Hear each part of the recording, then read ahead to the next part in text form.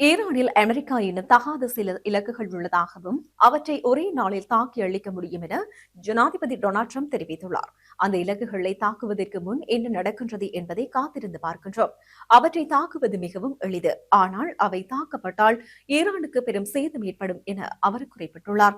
மேலும் இந்த ராணுவ நடவடிக்கை ஆரம்பத்தில் திட்டமிடப்பட்ட காலத்தை காட்டிலும் வேகமாக முன்னேறி வருகின்றது என ட்ரம்ப் தெரிவித்தார். ஒரு மாதத்துக்கு பின்னர் இவ்வளவு முன்னேற்றம் கிடைக்கும் என நினைக்கவில்லை என்றும், ஆனால் இப்போது நாங்கள் இத்தகைய நிலைக்கு வந்துள்ளோம் எனவும் அவர் குறிப்பிட்டுள்ளார்.